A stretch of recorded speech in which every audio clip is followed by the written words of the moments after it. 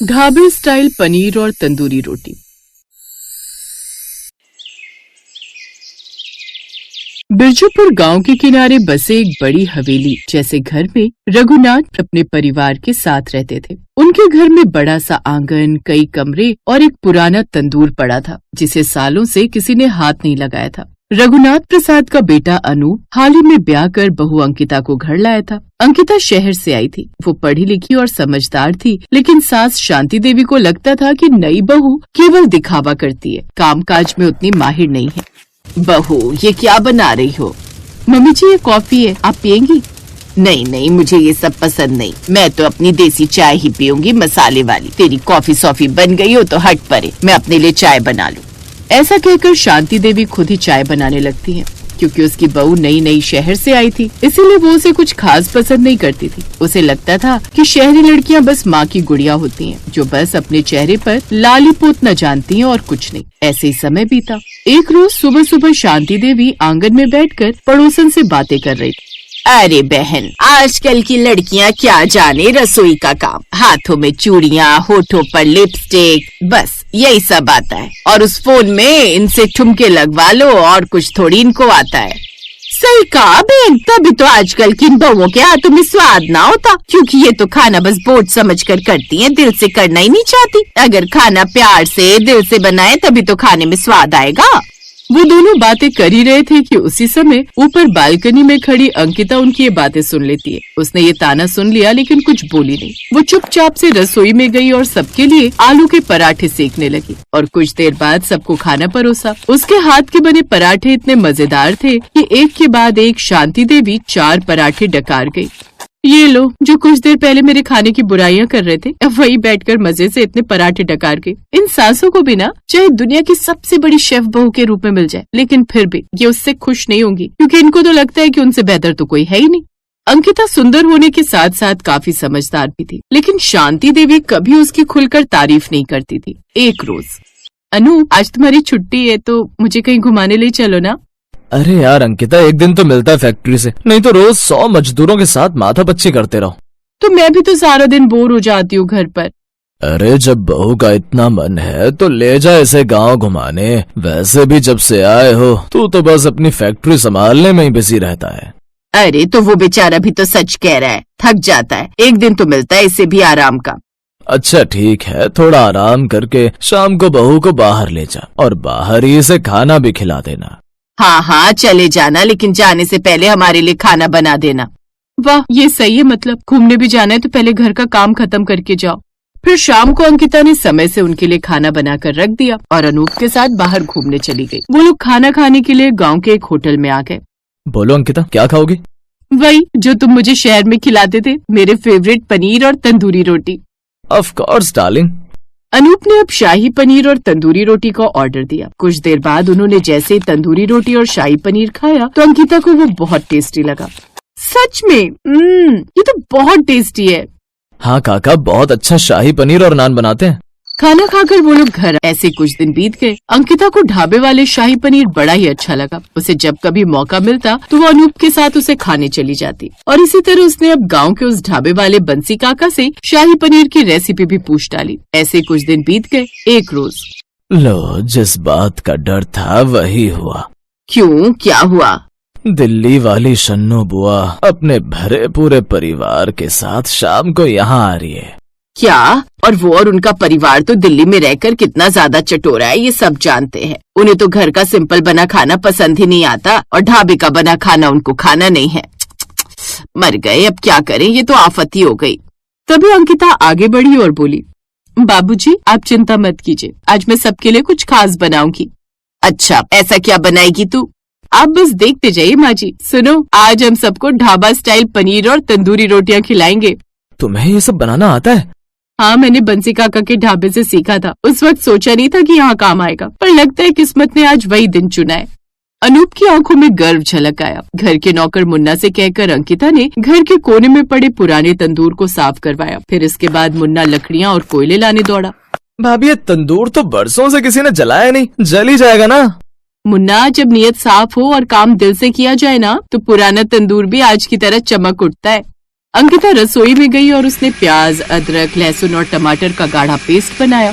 इसके बाद उसने बड़ा ही अच्छा ढाबे स्टाइल शाही पनीर बनाकर तैयार कर लिया। इसके बाद बारी आई तंदूरी रोटी की। उसने दूसरी ओर आटे की लोई बेल कर तंदूर की दीवार पर चिपकानी शुरू की। भाभी ये तो जादू है, देखो कैसे रोटियां फूल रही हैं। अब शन्नू बुआ भी अपने परिवार के साथ वहाँ पर आ चुकी थी। इतने सालों बाद अपने मायके में रखे तंदूर को जलता देख वो बड़ी खुश हुई, क्योंकि इससे पहले उनकी माँ ही उस तंदूर पर तंदूरी रोटी बनाती थी। तो वहीं बाहर खड़ी गांव की कुछ औरतें ताने कसने लगी। देखते हैं शहर की बहू कितनी काबिल है। शांति भी मन ही मन सोच रही थी, अगर बहू से कुछ गड़बड़ हो गई तो मेरी नाक कट जाएगी। लेकिन अंकिता बिना डरे काम करती रही। जब सब्जी पककर तैयार हुई और तंदूरी रोटियां सुनहरी होकर बाहर आई और थालियां सजाकर मेहमानों के सामने रखी गई। अरे वाह, ये तो सचमुच ढाबे स्टाइल स्वाद है।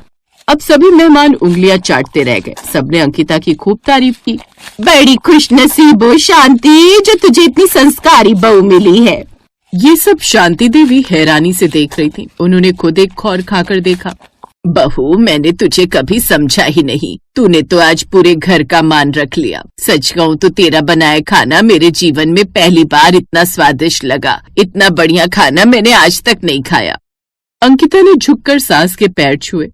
माँ जी, आपका आशीर्वाद ही मेरी असली ताकत है। मैं चाहती हूँ कि ये घर हमेशा स्वाद और खुशबू से महकता रहे। सब मेहमान उसके बनाए हुए खाने से खुश हो गए। इतने लोगों का खाना अकेली शहरी बहू ने बनाया। अब ये बात अगले दिन गांव भर में चर्चा का विषय बन गई थी। अरे शांति की बहू तो कमाल की निकली, ढाबे वाला स्वाद घर पर बना दिया, ये तो बड़ी बात है। अनूप भी अपनी पत्नी के इस कारनामे से खुश था। अंकिता की आंखों में चमक थी। उसने एक साधारण खाने को अपनी लगन और हुनर से ऐसा रूप दिया कि सबका दिल जीत लिया।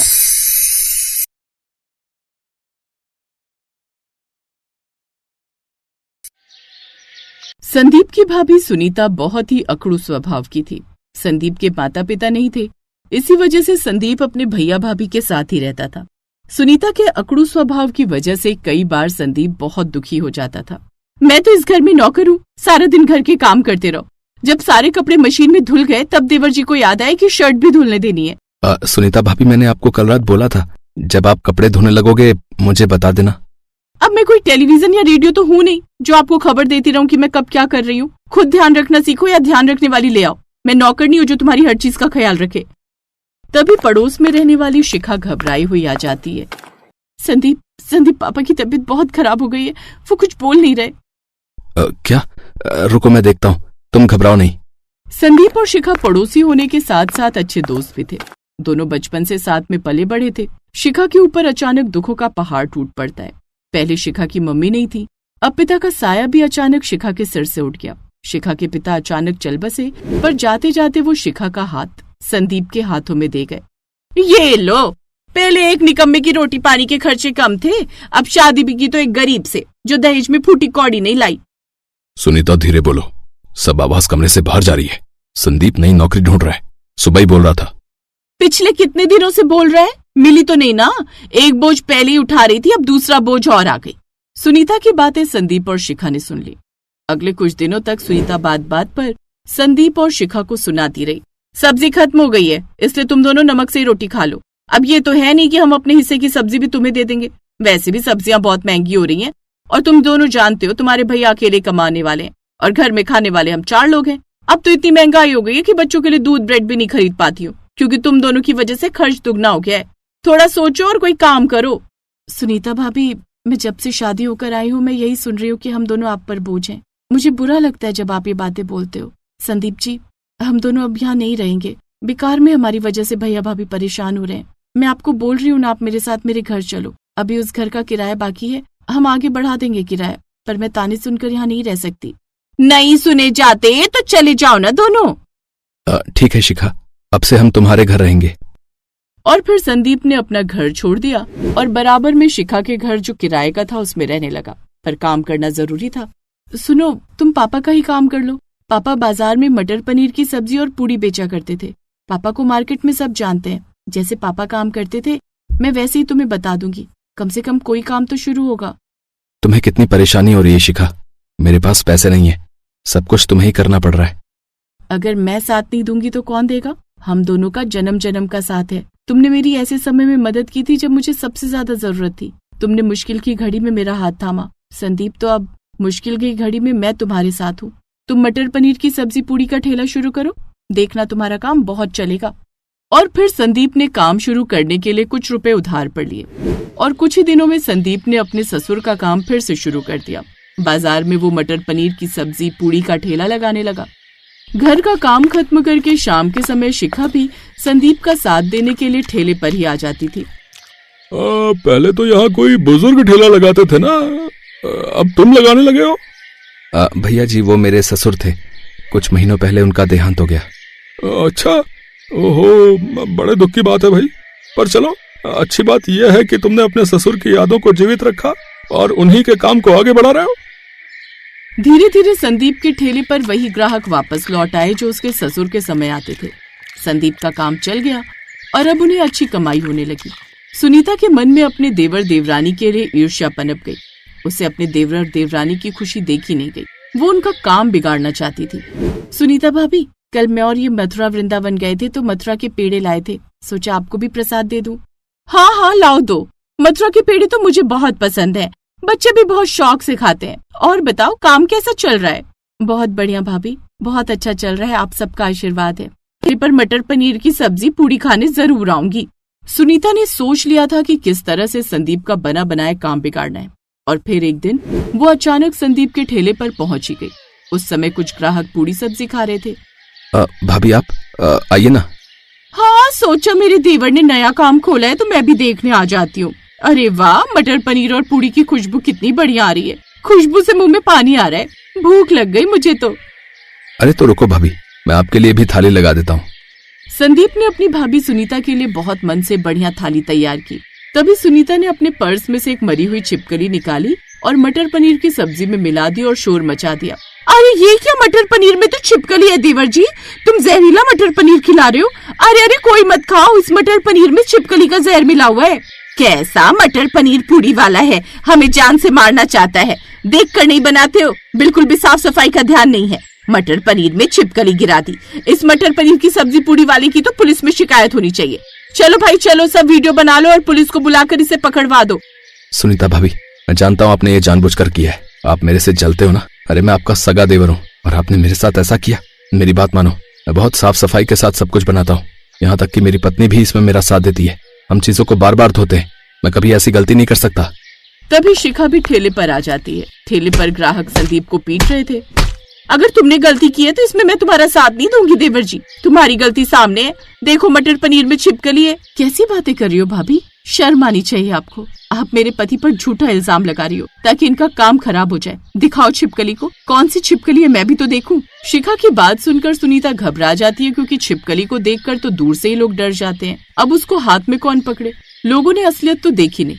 सच तो ये था कि जो छिपकली सुनीता ने सब्जी में गिराई थी वो बिल्कुल असली जैसी दिखती थी, पर वो नकली छिपकली थी। अरे अब देखने से क्या होगा, मेरी कटोरी में है, मैं इसे फेंक देती हूँ। दूर से देखो, हाथ मत लगाना नहीं तो जहर फैल जाएगा।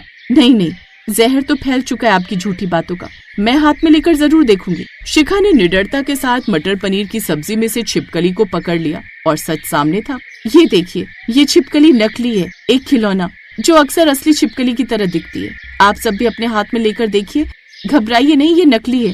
अरे अरे हाँ, ये तो नकली छिपकली है। इसका मतलब ये औरत झूठ बोल रही थी।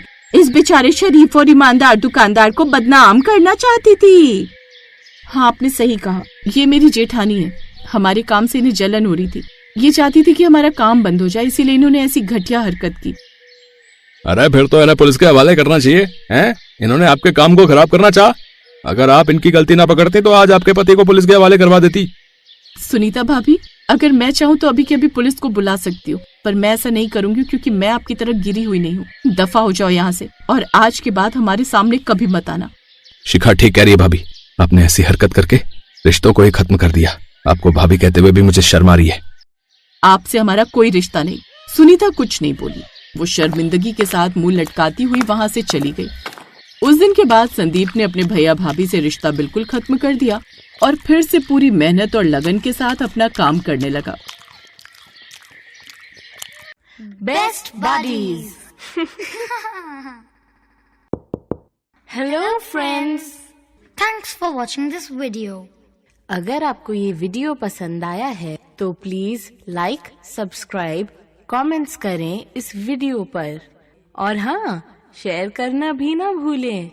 और भी मजेदार वीडियो देखने के लिए नीचे दिए गए बेल आइकॉन को दबाएं। देखते रहिए बेस्ट बडीज।